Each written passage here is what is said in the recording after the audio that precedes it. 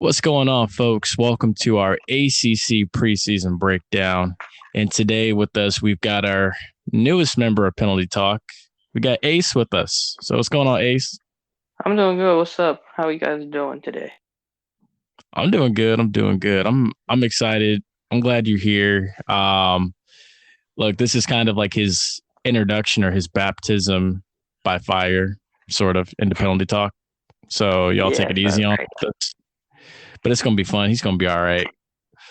So you ready? Yeah, let's go. Let's get to it. All right. So first team on the list. Last year they went 10-2 ACC champs. They lost the Sugar Bowl to Ohio State. We're talking about the Clemson Tigers. Key games this year include Georgia at home, Florida State. Or no, not Georgia at home. Georgia in Charlotte. They kick off the season in Yeah, the week one opener. They also get Yeah, Florida State. And then you have their rivalry game at the end of the season against South Carolina. So the first thing I'm going to ask you is this, how did they bounce back from a tough loss in the playoff? well, they should be getting Justin Ross back, I believe, from his neck injury from last year. So that should be a big boost for the offense.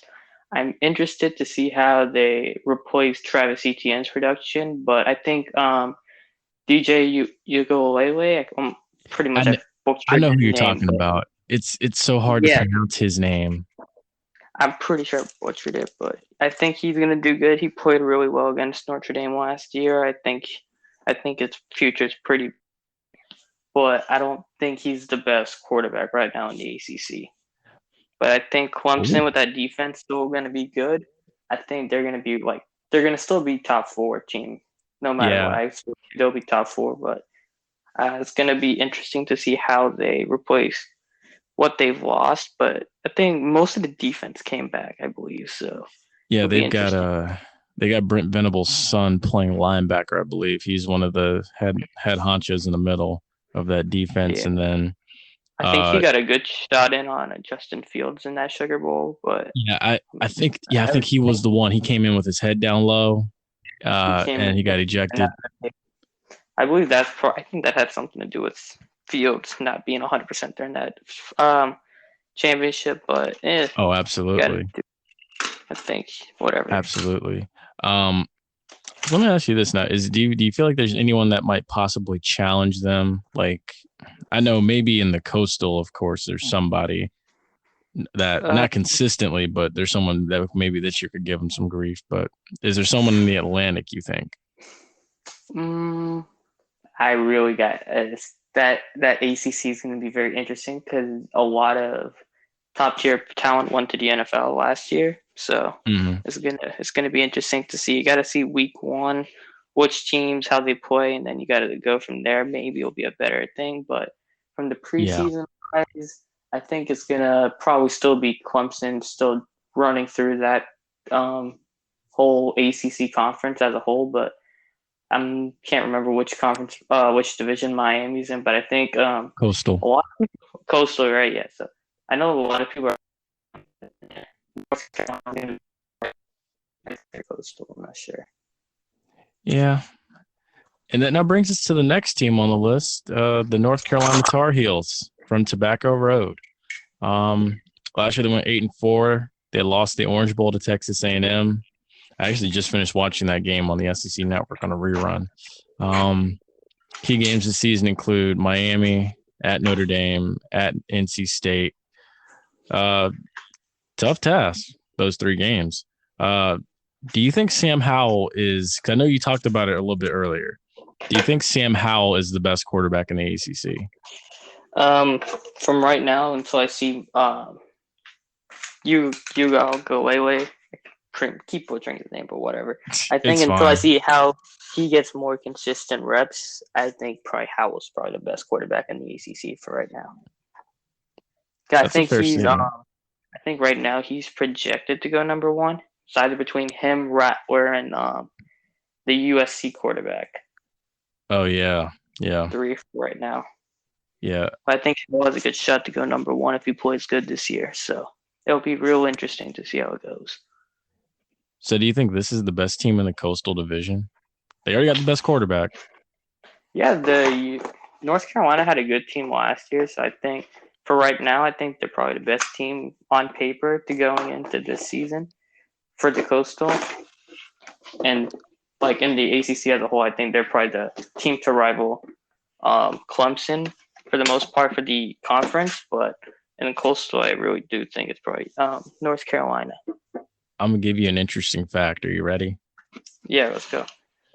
North Carolina lost 2 games last year by a deficit of 7 points. One of those games they lost in overtime. The other game that they lost, because one of those games was in overtime. 2 of those games they lost by 7 points in regulation. Yeah, one of those games was to Florida State. Yeah. So, I mean, if you ask me, I mean, I want to believe in North Carolina. I think North Carolina's got a good team with Mac Brown. Yeah. It's just the fact that I think they They need don't to know how to learn finish. Exactly. Yeah. If they learned how to finish. But I mean, learning how to finish comes with experience too. You got to remember that. Exactly. Like, there's a lot of teams, they're really good until time to close, and then they fall apart because they don't have that leadership experience also to play into role on how to finish. And you just said it, because I looked back at the Orange Bowl today while I was in the gym and just finishing up before I came on here, and the North Carolina had them. North Carolina had Texas A&M right where they wanted them, and here we are in the last 5 minutes of the Orange Bowl, and they couldn't close out Texas A&M. Instead, Texas A&M closed them out. Yep. So I mean, same deal with Florida State. They were coming back on Florida State, had a chance to win that game, and I mean, that's what happened to Florida State to the last 2 seasons. They've been such a young team that they haven't learned how to finish, but North Carolina out-choked them almost. It was kind of like that Lions-Falcons game last year. Which one would out-choke the other by not knowing how to finish the game? Oh, my God. Oh, God.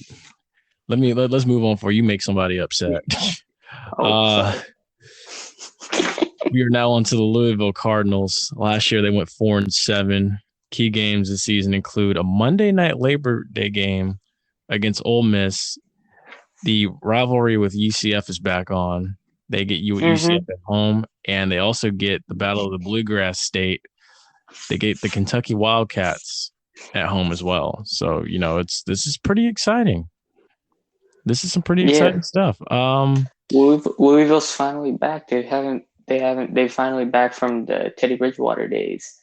I mean, they had a good team with Lamar, but Lamar wasn't exactly taking him like championship contention. Not any knock on Lamar or anything. The team around him, besides him and Jair Alexander, that team wasn't like top tier. But this team, I think, can have not a chance. Probably go top 25 for at least. Yeah, we'll see. I mean, they've landed a few transfers that they've got on their roster coming into the season. Of course, I mean, it has to get better. You think that Louisville's not there? It's not there exactly, but has potential to get there. Yeah. That's the best way to say it. And then the other thing too, you have to realize is something interesting happened. So Christian McCaffrey's brother, right? Oh yeah, the whole thing with Scott Frost or whatever. Yeah, so he transferred out of Nebraska and came to Louisville, but now he's leaving Louisville after just arriving not too long ago. I didn't know about that. I didn't hear that one. Yeah, I remember when Christian and Max were going after Scott Frost. I didn't know he left Louisville right after, though. Yeah, like I mean, you'd have thought he would have found. I don't know what it is about some of these guys. I mean, honestly, of course, you for a fact like production's going to drop off after certain guys come and go, and that's what happened with Louisville after Lamar Jackson. But I mean, I'm just so surprised by that. Like that's what the McCaffrey thing. Yeah, I mean, because that and then a couple other things. Like, here's a couple other things. Like Malik Cunningham was also on campus and stuff when McCaffrey showed up in 2020. That was he wasn't as efficient. He played a large factor in Louisville's turnover woes. He threw 12 interceptions and lost 3 fumbles. So, I mean, I think that's something that's eye-popping. Say again? I said that's eye-popping and not in a good way. Oh, yeah, absolutely. I think that's something that needs to be fixed. And if they don't fix it, and then you factor in the fact that Luke McCaffrey's already left again for another school, like that does not look good for Louisville. Yeah. They really haven't been that great since they've had Lamar and Teddy, but trying to be optimistic here, give some Louisville fans some hope, gotta say. At 4-7, I don't know. I mean, I'm looking at these 3 big games that they've got with Ole Miss, UCF, and Kentucky, and I'm looking at 4-7 last year. I don't think they win those 3. Kentucky's going to just demolish probably. Ole Miss too, because I mean, you look at Lane Kiffin's offense, and that's just Oh yeah. And then Gus Malzahn's at UCF now, and that's just like, I don't know. I forgot which school did Mckenzie Milton go. I know he's back to. He's at Florida State. Oh, that's where. Oh yeah. I remember now. That's spring football game. He was. Yeah. Over there. That's gonna be interesting. And before we get to Florida State, we're now on to the Virginia Cavaliers.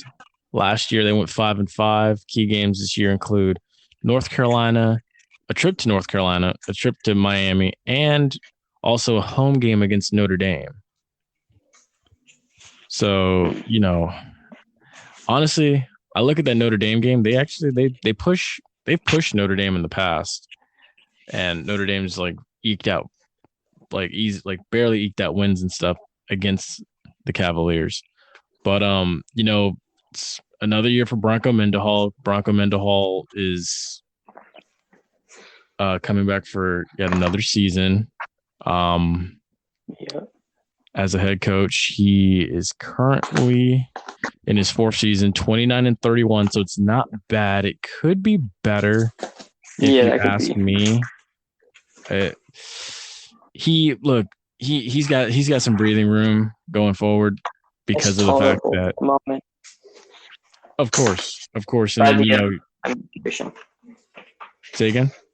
No, I said it's 29-31 is at least tolerable for right now with your administration for his job security probably, but that's very tolerable. Because considering other programs, it's still better than some. Exactly. And then you think about it and then look at it like this too. He's the coach that in 2019 got it done against Virginia Tech. And mind you, Virginia Tech had this really long winning streak. Virginia Tech had a winning streak that started in 2004 and lasted until 2018. And along comes Bronco Mendenhall in 2019 and snaps that with a 9-point victory over Virginia Tech. Yeah, that's that will give him some leeway. Oh, absolutely. When it comes time for contract talks, he can use that as saying, I'm the guy that, took down Virginia Tech. He said he did something that nobody else has done in a long time. Exactly. And then I think the only reason that they lost to Virginia Tech this year is because of the drop-off, losing, Bryce Perkins and all those guys that in 2019 helped Virginia get to that Orange Bowl appearance against Florida. Yep. So I wouldn't say again. No. Continue. Oh yeah, I was gonna say I wouldn't look at it as a bad thing. At least they are on the upswing, and it's going to get better. So and then the thing about it too is under Bronco Mendenhall, Virginia has always been or has slowly become a very tough team. It's an easy W, but it's not an easy W because it's like Yeah. do not go into this game sleeping. Yeah. They're one of those teams. If they catch you sleeping, they're gonna hit you hard. Exactly. And then if he makes it cool to go to a school like Virginia, like they made it to the Orange Bowl not too long ago. They could become something serious if he does it right. Yeah. And that now brings us to the Florida State Seminoles. Last year, Mike Norvell in his first season went 3-6. He had a couple key games for this season. He gets Notre Dame at home on Sunday night. He gets Miami at home, and he also the rivalry with Florida is back on. Yep. The one thing I will say, how vital is it for that defense to show some maturity in 2021? I will say that defense had a lot of freshmen starting and younger guys starting in the front seven. And then it also had its share of guys that also just opted out as the season progressed. And I remember that. I look at it like this with Florida State having seen the rise under Jimbo Fisher and then fall under Jimbo Fisher, and now this attempt to rise again. With Mike Norvell. Yeah, like I look at it like, look, there are some guys I think that need to go, and there are some guys that they still need to get to come in. A good thing I see with Florida State for the future is Florida State right now has the number 3 recruiting class for 2022. Yeah. Like I think Ohio State and someone else is above them, but Florida State does have the best recruiting class at the moment in the ACC. They got the best recruiting class at the moment in the state of Florida. So, I mean, a lot of things are trending up. I won't be surprised if it's Alabama and Ohio State. Honestly, Alabama was not in that top. They weren't? Wow. It was not Alabama. It was definitely Ohio State, though, but Clemson was nowhere to be found. I think behind Florida State, it was like Georgia and LSU. You got to remember, too, a lot of kids stayed home because of COVID. A lot of kids, they didn't go out of state for college. They actually stayed in state. And I remember reading that somewhere. And that's why, because I know a lot of kids from Louisiana, they end up in Alabama or either transferring out of LSU or just going straight to Alabama because they always had an issue. For some reason, they always left LSU. They didn't go to LSU. But now, because of COVID, kids wanted to stay closer to home, so they ended up probably going to LSU over Alabama. Interesting. I didn't know that. I'm like big with the New Orleans kind of place, and that market always talk about how I believe it was one of the linebackers at Alabama. He left LSU. He transferred out of LSU and he went over to Alabama, and he was really good. And then he just left because they weren't just that was before Joe Burrow, I believe. That was when they were just like starting to come up. He wanted more PT, and he just went over to Alabama and he started balling out for them. Oh, okay. How far do you think Mckenzie Milton takes this team? From preseason, I have no idea how healthy or durable that he's going to hold up. But if he comes back to even some semblance of what he was in UCF, I'd say they'd be better than what they were last year. Let's just leave it at that. I know that for a fact because that defense blew a lot of the games in the second half. But with maturity, they'll come better and they'll figure out how to close teams out. And they will have a lot more wins because closing out in maturity leads to wins, obviously. So if they figure out how to close the games out with the defense, the offense is already set more or less with Mckenzie Milton leading them. But if the offense puts up at least like 28 plus a game, they'd probably be set anyway. Because remember how good that UCF offense was with Mckenzie Milton. So if he comes back to any semblance of that, with the just pocket presence and the leadership that he's going to bring with I think he's 5 years now. Yeah. Yeah. I think he's a 5 year now. So yeah, he's going to have a lot of leadership and maturity in that locker room. That's going to probably flow over kind of to the guys in the locker room. They'll see his maturity during tough games, and they'll figure out how to grind and close them out. Okay, I'm just going to say this now. I loved everything you just said. Well, thanks. Thank you. Thank you very much. That was perfect. I couldn't. Damn, that was good. Like, good God. I don't have anything else to say for that. I think I kind of rambled on to the end, but whatever. No, that was good. Folks, we are now on to the Syracuse Orange. Last year they went 1-10. Their key games this season include Wake Forest at home, Clemson at home, and Pittsburgh at home. My first thing is, with Dino Babers, what happened? Because this team, like, at one point with Eric Dungy and all those guys, at one point, I guess everybody left and went to the NFL. Things went wrong like really fast. Syracuse lost a lot of good defensive talent this year. I mean, one guy, Trill Williams, I thought he would have gone higher in the draft. He was a real beast. He wasn't exactly like a Jamal Adams type of player, but he filled that role for Syracuse with that like box in presence, like playing in the box as a safety, but also playing deep and coverage. He brought a lot to that defense, I thought, but losing him to the draft, undrafted free agency to the Dolphins, that was a big blow for that defense, and they had a lot of offensive talent too, but I think Syracuse might be a kind of like a reload year, get some youth, some more reps per se, but it's going to be interesting with Syracuse. I agree with that. Go on. I'm sorry. No. I was going to say, it's like, I have no idea how they're going to, like, just, I guess, typical program reloads, like how they'll just get that defense back to what it was, because the defense was really good, I thought. And then if the offense always tries to, like, try to continue or, like, hold up their production level, I think they'd be all right.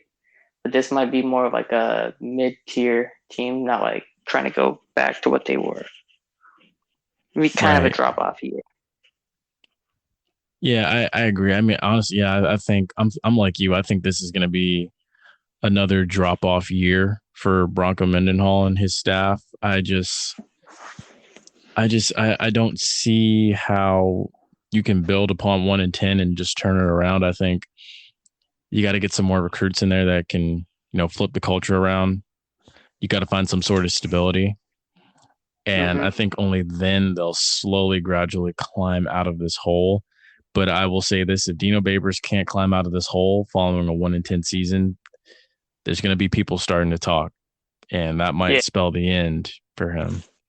Yeah, I think so too, because if you look to last year, like that defense carry, but you gotta have the rest of them to show up, and that's part of coaching. You have to have not just one side; you have to have both sides, and that's the thing with being a head coach. You have to keep an eye on everything, and if Bronco Mendenhall can't get both sides, that team's gonna fall apart again, and then just gonna have the fire's already lit. It's just gonna start growing. If you know what I mean? Yeah. Oh yeah. I mean, then you look at some of these games, Clemson at home, that's not going to be easy, although they have been known to upset Clemson before. But they did upset them, I think, 2 years ago. I think they upset them. And then Pittsburgh, that's low-key a rivalry game, so I don't know. And then I know Pittsburgh's heavily motivated coming back. So, I mean, we'll see what happens. But that brings us now to the Pittsburgh Panthers. Last year they went 6-5. This is one team that could have qualified for a bowl game and go for, back-to-back bowl victories between 2019 and 2020, but they declined. Key games this year, they get Tennessee in Knoxville. They got to go to a pretty nice Georgia Tech team. And they got to go. Tech looks good.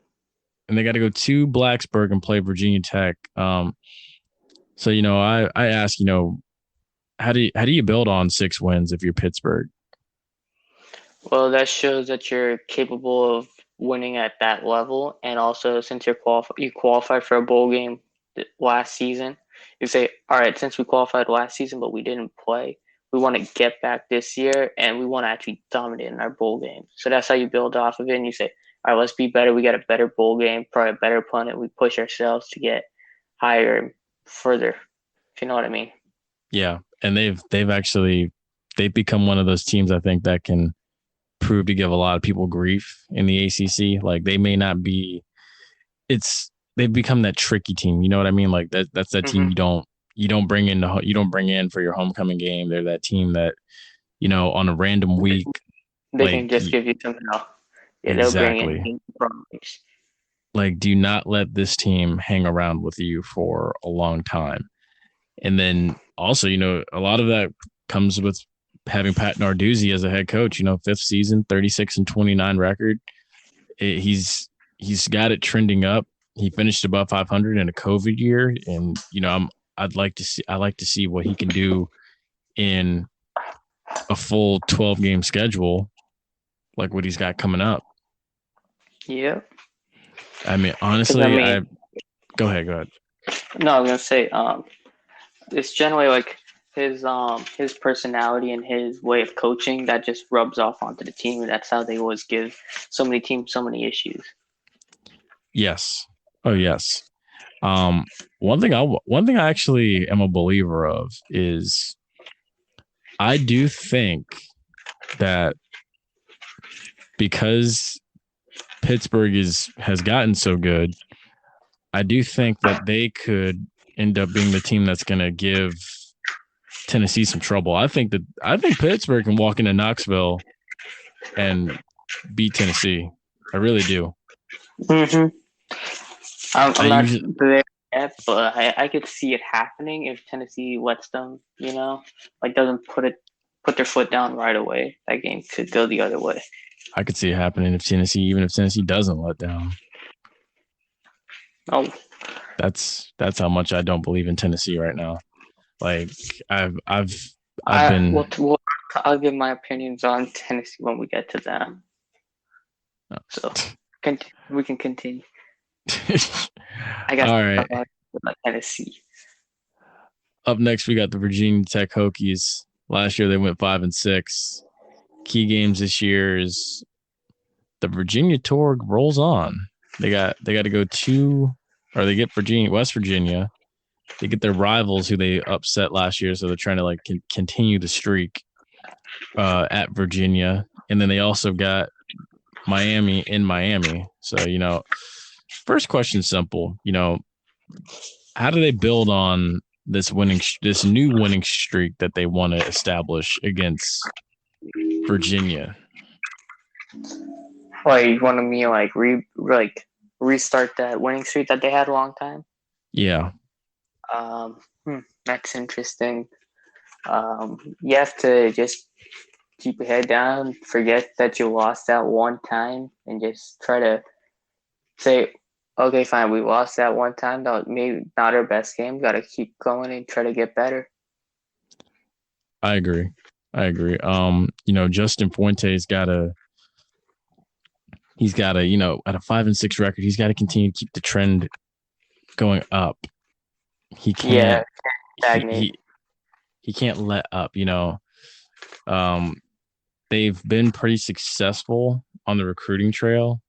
They're not one of the more well-known teams to really shoot up the totem pole in the recruiting rankings, but as far as getting at-home talent and convincing them, hey, come to Virginia Tech, why go to Virginia?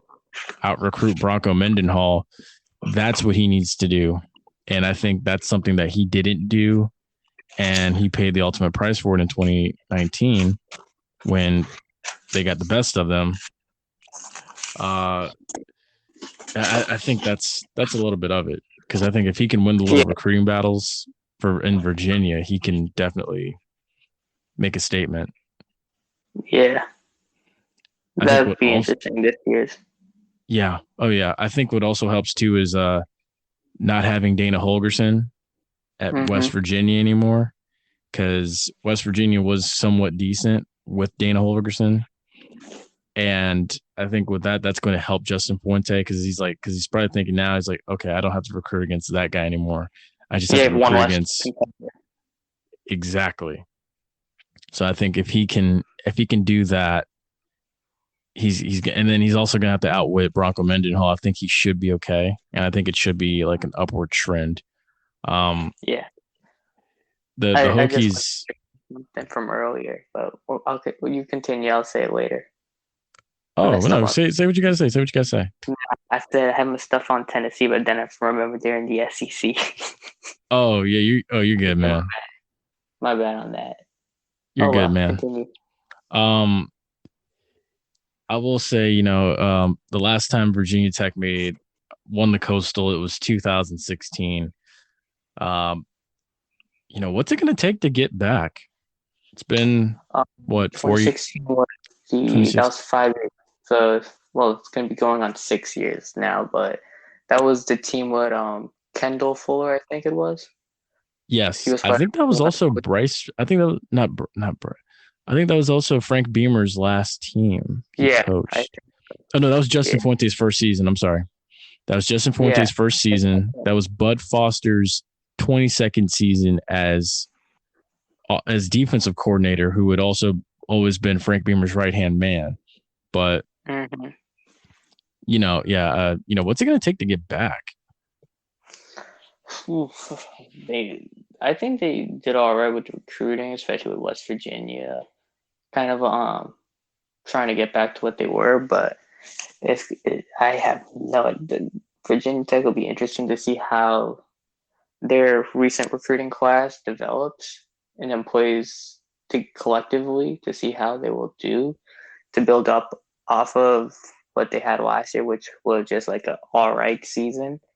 So you got to just keep trying to get better, I guess, because it's going to take some great team collective unit. You don't have to have like a superstar player or whatever. If you guys just play your roles to what you need and you have strong coaching, I mean, that's how you get back to what you were, but that's up to coaches and players alike to work together. I agree. And with that, we are now on to the Wake Forest Demon Deacons. Last year, they went 4-5. They weren't going to go to a bowl game anyway. Key games this season include Louisville, Army, and at Clemson. So, I mean, I see two tough games when I mention those three. Yeah. Because, I mean, look, Army is not a pushover. A lot of people think just because, it's a service academy, it's kind of easy. I would not say that. And then you've also got Clemson on the schedule, which I don't think Wake Forest is going to come close to even making that a game. So, this team, they made it, losing Jamie Newman to Georgia and then him disappearing off the face of the earth after that. Like, I think he disappeared big time. What? Say that? What? No, the spiral of Jamie Newman. Like, nothing he did. It's just when he went to Georgia and then he didn't play a whole ton, and then the whole draft fiasco that he had. That was tough to watch because he was a projected almost late first-round pick or mid-first-round pick the year prior. Oh, yeah, I know. Like, you talk about going from the White House to the outhouse really fast. Like, that was... Oh, yeah. All right, back to Wake Forest. Yeah. So Dave Claussen, 7th season, 40-45.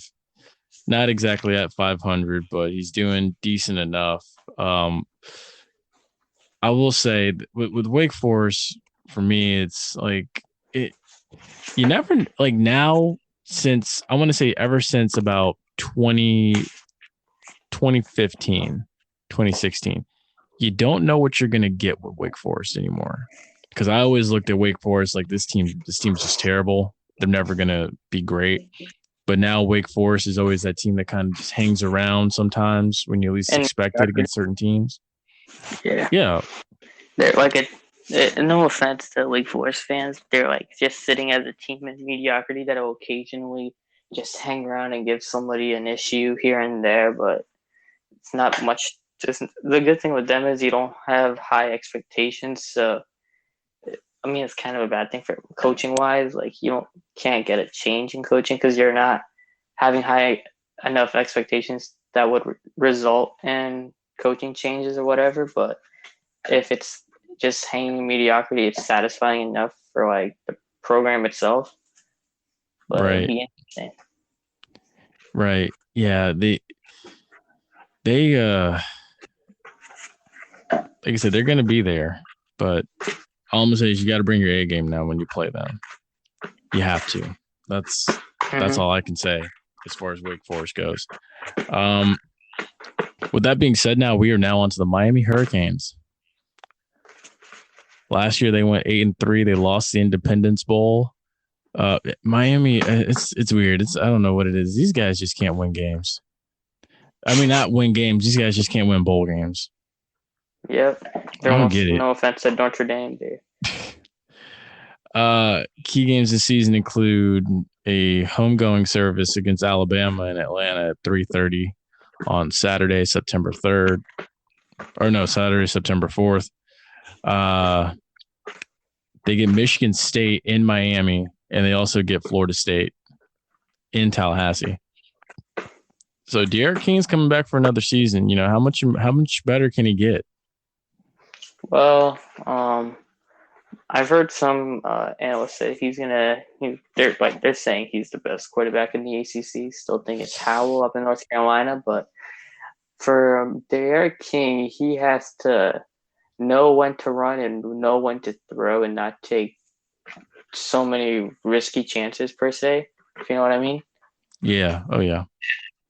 Because that Clemson game, he tried too hard to make it something happen out of nothing, if you know what I mean. So it'll be interesting to see, can he almost tone it down per se, like take a step back when he needs to and not try every play to save the team. I agree with that. I fully agree with that. Let me ask you this now. Why is consistency key in them getting back to national prominence?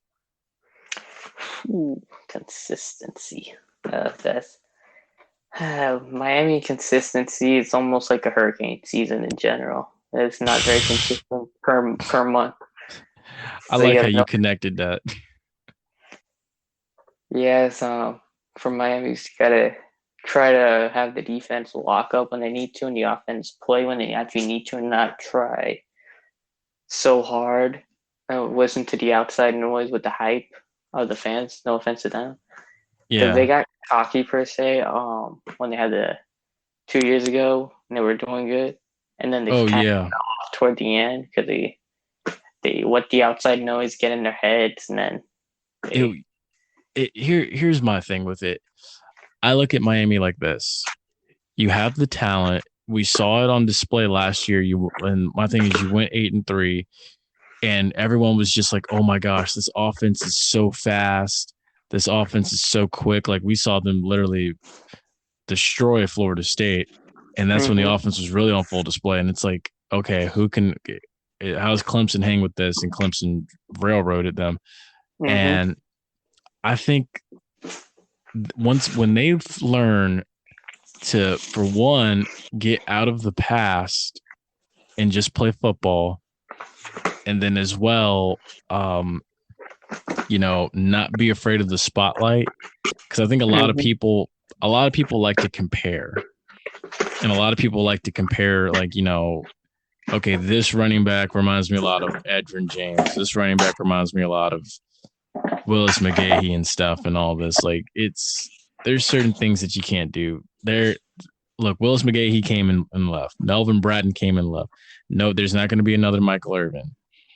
We need to let Miami continue to build, like these current Miami players continue to build their own legacy and stop relying on the past so much. Totally agree. Appreciate everything you said there. That's one of the main things with Miami. They try to continue. When they stop doing that, I think that's when Miami's going to be able to say, like, okay, we're really back this time. We're really back. Because, I mean, look, there's no pressure on them. Because right now, everybody knows them as that team that could probably jump out early, but then Clemson's that hurdle they just can't get over. Clemson's got most of the ACC's number at this point in time, but they got to figure out, okay, so they have to figure out, they have to recognize, okay, we keep doing this to these players. Just media, take a step back. Let these guys become what they want to be, obviously. But see, that's the hard thing, too. They can't take that step back. It's Miami. That's the hard thing, too. You're in a city like Miami. You're not in a college town like, say, Georgia, like Georgia is in Athens or like Tallahassee or East Lansing with Michigan State. Like, you are in a city, like a very prominent city. Oh, yeah, so, I mean, the cameras and the lights are always on you down in Miami. You just have to have the maturity to handle that. You have to have the head blockers. Just focus. Exactly. But enough about the Canes. We'll see what happens with them this season. We are now on to Boston College. Last year they went 6-5. They declined to play in the bowl game. Key games this season include Missouri, NC State, and at Georgia Tech. So, I like this whole thing. Boston College has an SEC team coming in early in the season like that. I like that. I will say I never thought I'd see that. With what, Boston College or the ACC in general, having an early SEC game? Boston College. Yeah, that would be kind of fun to see how they handle that early challenge. And then if they do good in that game, they might have some momentum to build on for the rest of the season. Oh, yeah. And then Jeff Haffley in his first season, he goes 6-5. I think it's for a first season. I think that's pretty decent given the situation that they were going through with COVID and everything. Yeah, I mean that's not, and that's the one thing in the administration I think will look at and understand is like, okay, he did that just by playing 11 games with COVID and stuff. Now that we don't have all these excessive distractions and testing every day and stuff. Let's, and then the possibility of some guys maybe even missed time. Let's see what he can do in a full season where guys aren't having all these distractions. They can just go, school, home, practice, and repeat. Mm-hmm. So that's one thing I do think that will be beneficial to Boston College. Also, too, I don't know if you've seen it. Have you seen Boston College's new uniforms? No, I have not. I gotta go check that. When you get the chance, go look at them. It's not flashy, but it's very nostalgic, and they are nice. Like for a second, you wouldn't have thought it was Boston College. You would have thought it was somebody else. Oh yeah, these uniforms, they look real. The designs on them, it looks real good. Mm-hmm. How they having the numbers. Exactly. Like it's pretty nice. Like I don't give Boston College a lot of credit, but for those and seeing like what they did in the first year head coach 6-5, I will say I think things are going to trend up. Things are going to trend up because I think Boston College is one of them teams going in the right direction. I mean, yeah, exactly. I mean, look at it like this: they had a 4-year span where they won 3 division titles in the ACC. Yep. In the Atlantic at that. That's no joke. So, I mean, that I like where they're going and stuff. I think it's going to continue to trend up. We'll see. But that now brings us to Georgia Tech, the Yellow Jackets. Last year they went 3-7. Still building a little bit. Key games this year, they got to go down to Miami. They got to go to South Bend, and then they get Georgia at home in their rivalry game, which is clean old-fashioned hate. Georgia and Georgia Tech. That's gonna be fun. I will say, I looked at Georgia Tech And last year, and I thought to myself, the this team could do some damage. And then I was kind of getting high on them when we first started this video, but now I see the fact that they went 3-7 last year, and I'm like, Jesus Christ, like I don't know. But I will say I think Jeff Sims is probably the best athlete on this team. Yeah, he looks like a pretty good, like a different kind of beast, if you know what I mean. Yeah, and I will say also too, I know a lot of traditionalists are thinking to themselves like, oh my gosh, Georgia Tech does not run the option anymore, or the triple option. But like it was time. It was time. Yep, they knew how to forget the past and just keep adapting and changing. Yes. Geoff Collins 6-16 in he after second year. Good Lord. I don't know anymore. I don't know anymore about Georgia Tech. You look back at them, you're like, uh-oh. It might be a house cleaning soon. It really might be. I just don't have the confidence anymore. I was thinking to myself like, okay, maybe this could turn into something, but look, this ain't the Paul Johnson era anymore. Nope, they had some good teams back in the day. They did. I mean, you look at what Paul Johnson did. Like, he had an Orange Bowl appearance. He had multiple Sun Bowl appearances. He had a couple of Orange Bowl appearances. He had a Chick-fil-A Bowl appearance. He had a Gator Bowl appearance, like things like that. And then he was in 2 of his last 3 bowl games. He took down 2 SEC teams, Mississippi State and Kentucky. But I'm now you've got Geoff Collins, and he hasn't even gotten to a bowl game yet, I don't think. No, I don't think Georgia Tech's made a bowl game. So now I'm just like, I'm looking at this and I'm like, I don't even know. I don't know anymore. At first glance they look good, and then once you look into the deep depths of the analytics for them, you're like, they have stuff they could build on, but they're probably not going to do it. They got a heck of a roster, but I think I don't know if he's putting it in the right place to be successful, or like does he have them in the right position to be successful? Well, at that point, if you have to question if the coach is putting the players in the right position to be successful, it's time for a change, because that's the whole point of coaching. As a head coach, your job is to put players in the best position to succeed.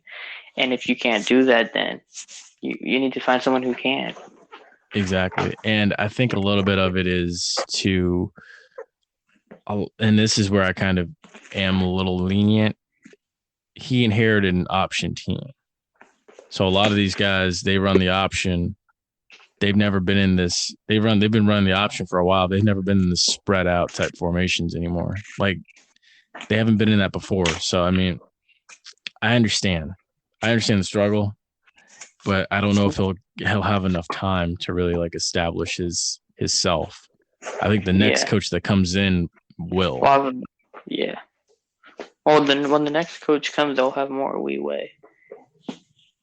Oh, absolutely. It's like he got the bad luck of being stuck with a transition team, changing between the offense, and he's probably not going to have the best time to put the guys with their option skill set to adapt them better into a more spread offense, like what college is moving towards.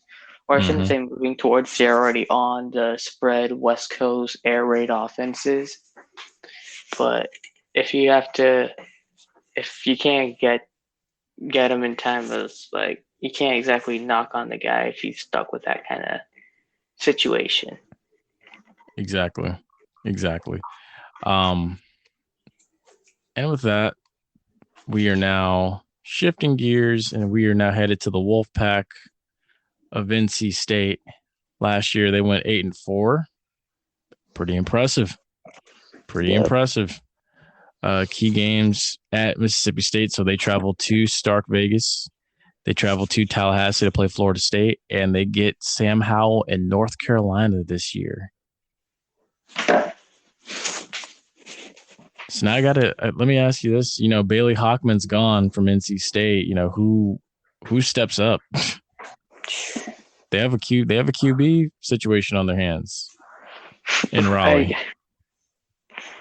That's gonna be interesting. I'm heading up there anyway, actually, next week. That's gonna be interesting to hear what the people have to say about that whole situation, because to be honest, I really have no idea which direction they're gonna head. Depends on which player can execute that offense to most efficiently, but that will be kind of interesting to see what people have to say, because from going 8-4 to now having that situation, if you want to say, competition situation on your hands, is it could lead to even better record, or it can lead to total disaster. Right. I mean, a lot of people, they point to Devin Leary, who's returning in the spring after he returned in the spring after a season-ending leg injury that he suffered against Duke.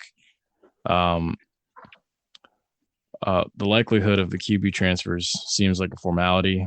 You had Ty Evans there, but he opted to transfer days after the end of the regular season. He's at Texas State. He's gone now. So I think, honestly,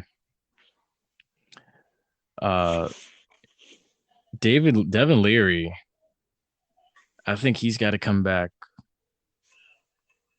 He's got to come back. He's got to come back and win this job, I think. If he can get over that leg injury and fully heal, then things will get better. And actually, Bailey Hochman, he didn't actually go to the NFL or anything. He actually just transferred. He started 9 games out of 11 that he played in his career with the Wolfpack. He just transferred out. Wow. So, I mean, yeah. That means, I don't know, because most guys, when you hear they transfer, it's because they say they don't get enough playing time or whatever. But if you got 9 starts out of 11, you played pretty good. That's exactly interesting to say the least. Yeah, I agree with you. You go back and you read a lot of these articles and stuff. A lot of people, it sounds like Devin Leary is the favorite, and he's the clear leader of this Wolfpack team. I think they've also got they got Ben Finley, who is the younger brother of Ryan Finley, who's currently in the NFL with the Bengals. I think he's with Cincinnati. I was about to say, I think he was like a 4th round pick for them. I believe so. But I don't think. But pretty good draft pick. He played a couple games when Joe Burrow got hurt. Yeah. But I mean, based on what people are saying, though, it definitely just sounds like this is definitely Devin Leary's team. Yeah. So I mean, look, Dave Doran. I trust Dave Doran. He's always in. This team is always an upset-minded team. I think when they have a defense that's on. When NC State has a defense that's on and a quarterback that can manage and win games, NC State's a very dangerous team. It's just a matter of making it all come together and finishing the job and getting to the ACC championship. Totally agree with everything there. Yeah. And with that, we're now on to the Duke Blue Devils. Unfortunately, this isn't basketball, so we can't really say too much. Last year they went 2-9. They got a couple of SAT, ACT, and MCAT games scheduled against Northwestern, Kansas, and at North Carolina and Tobacco Road. Look, the only thing I could really say is David Cutcliffe's a heck of a coach. I wish Coach K the best. Coach K's in his final days at Duke. Yeah, I know we're supposed to be talking about football, but there's not much to do with Duke. Yeah, no, exactly. Honestly, yeah. I mean, yeah, Coach K's in his final days. This is definitely a basketball school. They had a good team, I think, a couple of years ago. They were like pretty average. A couple of years ago, I can't remember. Mm-hmm. What school was Daniel Jones from? Daniel Jones. This is actually the school Daniel Jones went to. He went to Duke. But that was the team. They were halfway decent. That's what was like. I remember. I think he was from Duke, and that team had a couple good players on them. But, yeah, I mean, honestly, David Cutcliffe. David Cutcliffe is a good quarterback coach. David Cutcliffe knows how to get his quarterbacks ready for the NFL. Because I mean, mind you, this is the same guy that coached Eli Manning, and now he coached Daniel Jones. So I mean, that speaks for itself. It's a matter of top 10 picks is pretty good in it by itself. Yeah, exactly. It's a matter of getting the guys to buy in and wanting to do it is what I say. That's coaching in a nutshell, to get the guys to buy in to what you're doing in that program. Exactly. And with that, we are now on to our final team for the evening. Even though they aren't in the ACC anymore for football, they are in the ACC for other sports. So we figured, might as well lump them in there as well. The Notre Dame Fighting Irish. I think they were with the ACC last year, I think, right? They were. This year they play everybody because they are independent. Yeah, they're independent. Yeah. Last year they went 10-2. They lost the ACC championship to Clemson. They still got in the playoff. They got beat by 17 by Alabama. Although I feel like Alabama could have really cut the dogs loose and beat them much, much worse. Mm-hmm. Key games this year, they got to go to Tallahassee on Labor Day weekend. The Trojans come calling mid to late season, which that rivalry is back on from the jeweled shillelagh. And they also get the Tar Heels of North Carolina. So let me ask you this for Notre Dame: who's replacing Ian Book? Oh, that's actually a good question I had down. I don't know. I really don't know because here's where I think we're going to not see Notre Dame for a few years, in my opinion, if you ask me. Notre Dame tends to have these little stints where they make the playoff, they make some noise, and then they disappear for about maybe a year or two, and then they come right back. And with me, I say it like this: you need to have consistent, you need to make this like a QB factory if you're going to really make something out of this and be a consistent threat to the playoff and even compete with some of these SEC teams and challenge them and beat them like what Clemson does. It's not just the SEC though, because they play Clemson in not just the ACC championship. I think 2-3 years ago they played Clemson in the playoff. Playoff. Yeah, and they got their butts beat off them. Just like they cut the dogs loose, like you said, and ended them. Exactly. Yeah, it is that, and this is why, God dang it, Notre Dame, it's like, yeah, they have the team to do it, and a lot of people that root for Notre Dame are going to say, we're still slowly improving. We're in a good position 5 years from now, but look. Yeah, you're in a good position 5 years from now to challenge for a championship, but so are these other teams. Like Nick Saban's not leaving anytime soon. He just signed a 10-year extension or something. He's with them till 2029. Exactly, and then you got to factor in the fact too that the playoff committee said unless Notre Dame joins the conference, it's 12 teams, but unless Notre Dame joins the conference, they're not going to be one of the teams that gets to play host in the first round. So, the pressure's still added on because they are an independent. And then I think, honestly, Notre Dame, if you ask me, played the toughest schedule they've ever played in a while this past season because they were in a conference. Now you're independent again and you're playing, USC and all these other teams and stuff, sprinkled in with a few ACC and I think one SEC team. I think that's Arkansas. You got to beef up your schedule more. Mm-hmm. You have to. And I respect the service academies, but my God, take the service academies off the schedule. Throw in another SEC team. Yeah, totally agree. Well, the thing what you said earlier about them becoming a QB factory, I mean, their last two QBs were Deshaun Kaiser and Ian Book, and Deshaun Kaiser was a bust, flat out. No other way to say that as a second-round pick. Right. And Ian Book, I was kind of disappointed with the Saints taking him so early in the fourth round. I expected him to go maybe fifth, sixth round. Mm-hmm. I was shocked to see his name called in the early fourth, but that's that. They compare him to Drew Brees. I was like, questionable because who compared him to Drew Brees?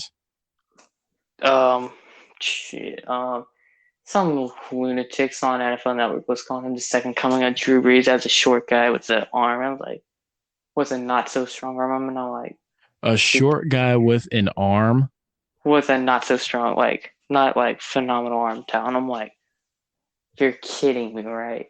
But I was okay, like, whatever. So moving on. First of all, I mean, Ian Book is like an inch taller than Drew Brees. He's 6 feet. Drew Brees was 5'11". I didn't see it. I was like, yeah, they only got him, I think, was in case, if Taysom Hill won the job over Jameis, which I highly doubt, then he would take the Taysom Hill role as a jack of all trades guy. And I'm like, even still, you don't, no offense to Ian Book and Notre Dame, you don't take him in the fourth round. Right. Because he was able to win games, but then when it came playoff time with Clemson, Alabama, and them, he got demolished. True. People are saying, look at the last 2 minutes of his game against Clemson, that last 2-minute drive he did. Sure, he looked all right, but that's one drive. That doesn't explain anything for all the collapses, no offense, that he had against Clemson and Alabama. Right. Yeah, man, we'll see. I mean, look, analysts can say whatever they want. When he actually goes out there and proves it, I'll believe it. And I say that honestly about a lot of Notre Dame quarterbacks. When they go out there and they prove it and get the job done, I'll believe it. But as I digress, that's gonna do it for us on this episode. We've covered all of it. I want to thank Ace. His baptism by fire was pretty good. You did good, man. Thanks very much. I was excited. Pleasure being on the show.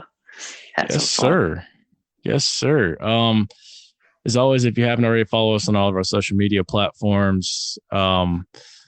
And as well, I'm gonna do this for you because you knew. Ace, where can they find you at on Twitter? At VJ_Pendragon, Perdragon, PERDRAGON. It's on Twitter. Okay. Same thing on Instagram, but I'm private, so. Okay, y'all go get at him and y'all go talk to him. He has a great understanding of this. I'm actually excited for this football season with him coming in. But yeah, as always, if you want to hear some occasional rants on Magic being idiots and their bad luck, and then the big lightning guy. If you want to hear me on Hockey Talk, I'm pretty good on that too. I'll be doing a show later on this month or early August. It's The Last Give, I believe. The Last Give podcast is coming. The Last Give podcast is coming. Y'all stay tuned for that. Yeah, I'll be going to some. We'll give y'all more details. But yeah, as always, that's going to do it for us. I appreciate him joining us. If you haven't already, follow us on all of our social media platforms. And y'all stay safe. Y'all stay blessed. We'll see you on the next episode.